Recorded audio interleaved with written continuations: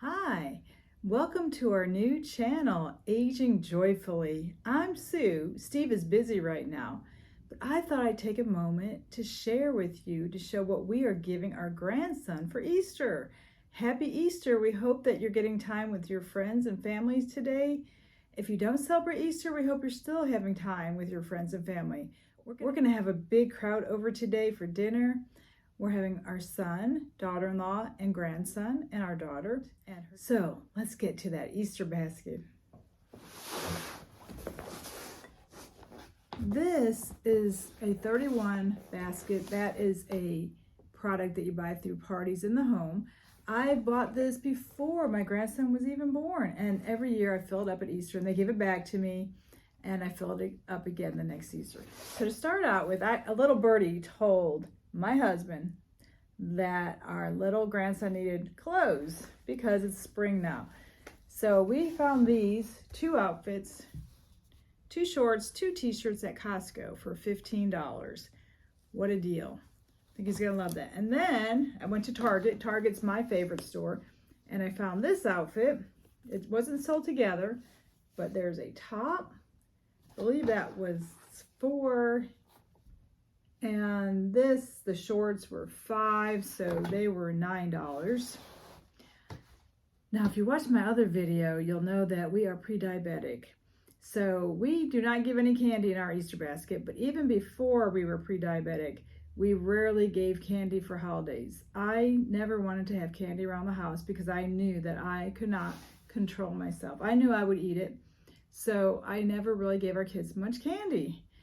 But we still ended up pre-diabetic, which is crazy. And our kids are addicted to candy. Our daughter is always giving me candy. So keeping candy away from them didn't really work. The schools gave it to them all the time. I tried to be the mean mom who would say, don't give my daughter candy. But in middle school, she had 6 classes, and each class gave her a piece every day. And I would fight it and fight it. And they would ask parents to send in bags of candy, and I would not send it in, because I thought 6 pieces of candy, I don't know how much sugar was in each piece, but I think there's at least 5 grams in each piece. So that's 30 grams a day just from that candy she was getting, then from the food she was eating. We don't even eat that much sugar directly, and we still got to be pre-diabetic. So we're cutting out carbs. So there's no candy in this basket, but there's lots of other fun things. I found this book of Dolly Parton on Amazon. It just popped up on my account one day. It was 95 cents. Now, Dolly, if you don't know Dolly, she's just a wonderful person. She's a great role model. When I was taking care of my grandson, our daughter had given us an Echo for a holiday. And when I took care of my grandson, every day at lunch, I'd ask him what music he wanted to listen to. And I'd say, do you want to listen to Tom T. Hall? Because that was my father's favorite. And he'd say, shake his head. And I say, Johnny Cash, another one of my father's favorites. He'd say, Elvis, Dolly. He'd say, yes. He loved Dolly. He loved Rocky Top, Two Doors Down, and Jolene. So when I saw this book on Amazon, which I'm sure popped up because Amazon and Echo are tied together, I just had to get it because it's about her life story and her focus on literacy, which I also like to do. When I was working in schools, I was always giving kids books. So she started many programs where she gives free books to kids in Tennessee and other states as well. But she is such a role model, and I always look for people who have positive values to pass on to children. That's what we like to emphasize. Even though she's not a boy, she's still a good role model for little boys. Okay, and then I got these glasses from Dollar Tree, and ironically, they have the butterflies, which is one of Dolly's symbols. But my son saw these at our house one day and said he really loved them. So I went ahead and bought them too, and I'm putting it in my grandson's Easter basket. So those were $2.50 for the 2. Okay, I'm giving him a pair of socks to go with his new outfits from Dollar Tree. And I am giving him a little chalkboard and chalk, because chalk is really good for building those fine motor skills to get ready for writing. After working in the school so many years, I saw that many kids didn't hold their pencils correctly, and that is just one of my pet peeves. I don't know if it's because They have taught kids to start riding at such a young age. Their muscles aren't built up yet, so they don't hold it, and then it hurts to write all day. So if you learn the correct way to hold a pencil, you can write for a longer length of time. So I'm hoping that this will encourage him to learn the correct muscles to use by holding this chalk, because he'll have to pinch the chalk.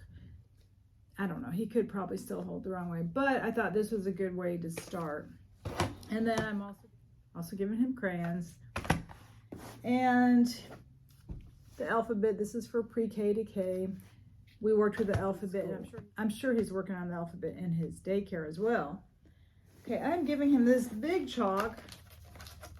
And this is outdoor chalk. And then I had some stickers that I had signed him up for highlights, and they had given me these stickers. I don't know where we got these. I bought him several books through book clubs and things, so I had these laying around the house. I think it's a fun Easter basket. I don't know. I think he likes clothes. He picks out his own clothes every day, so I think he's going to like that. And pretty sure he's going to like the chalk. And I think his parents will like the glasses. He's still only 2.5, so he's not real picky, I don't think. But he does have his father's sweet tooth, so he probably will be disappointed there's no candy. But I can't keep it around the house, or I would eat it. And I'm trying my darndest to not become diabetic, as well as Steve, who is also pre-diabetic. So it's a tough journey to not eat these foods. For our meal, you know, usually you have the traditional ham, but that's too salty. So we are having grass-fed steaks along with vegetables.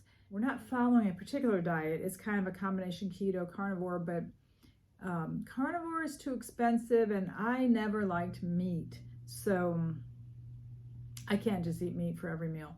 But we are doing more fasting, trying to start with 12 hours of fasting, maybe working up to 16 hours of fasting. And we're not going to have bread or desserts because we're getting rid of the carbs. We just don't have the willpower to not eat the bread and desserts. So if we were to eat it, I know our blood sugar would go sky high. I know people probably say you shouldn't deprive your family of that, but the steaks and the sides, I think, are a pretty good meal, and they could have dessert at home if they choose to. I know our son and daughter-in-law have been cutting back on sugar, and our daughter, we're hoping to encourage her to cut back as well. They could, I don't know if any restaurants are open, they could go out for dessert. We're going to probably go on a walk after we eat that big meal to try to digest our food. Yeah, you just have to change. You have to change with the times.